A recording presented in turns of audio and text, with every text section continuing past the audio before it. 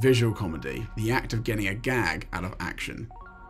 There are many comedies throughout the history of cinema, but Edgar Wright stands out for his use of visuals to accentuate the comedy. Many films only tell jokes through dialogue, which is sometimes funny but barely scratches the surface of what film is capable of. Edgar Wright uses camera work, editing, and physical performances to accentuate his jokes. Using visuals can be so effective, the joke itself comes almost entirely visually. During the silent era, live music often accompanied films. However, dialogue had to be communicated using title cards. Buster Keaton hated title cards and always focused on action. He frequently got jokes out of his iconic physical performances, whether that be a funny dance or through his subtle gesture.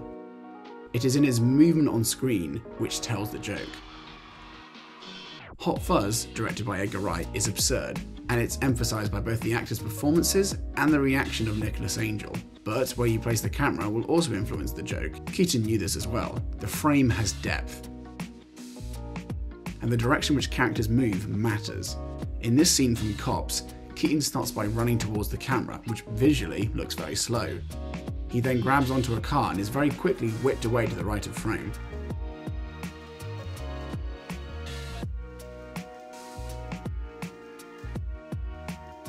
The joke not only comes from how a character moves in the frame, but how the shot is framed in the first place. In Hot Fuzz, Danny leaves the scene like this. This is funny because visually, he isn't seen storming off angrily, partially because there's wet ground, but mainly because of how the shot is framed. He moves away from the camera from the foreground to the background. In fact, Edgar has several gags which wouldn't be funny if they were framed conventionally. It's Kim. Okay, me and Kim are all good now, alright? Do feel free to spool through. Edgar Wright believes a visual joke is about timing and composition.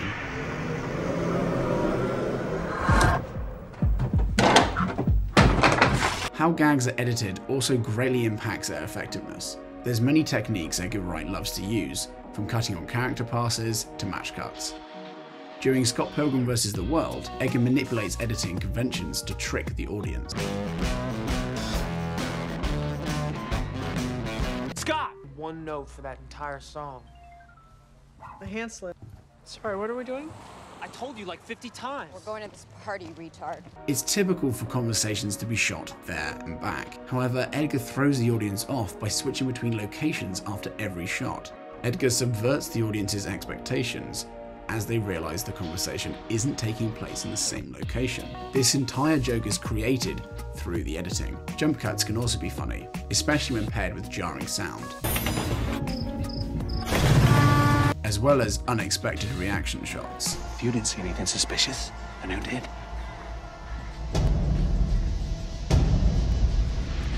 The key word being unexpected. These jokes only work because they manipulate the conventions in a funny way.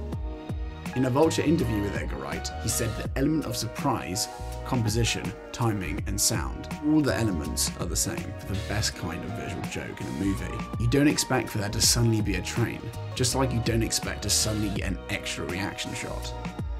In an era of primarily dialogue-driven comedy, Edgar Wright stands out for his use of visual techniques to accentuate his comedy. Inspired by those famous silent era comedians who had no choice, he's taken their methods and married them with brilliant writing to tell his fantastic gags.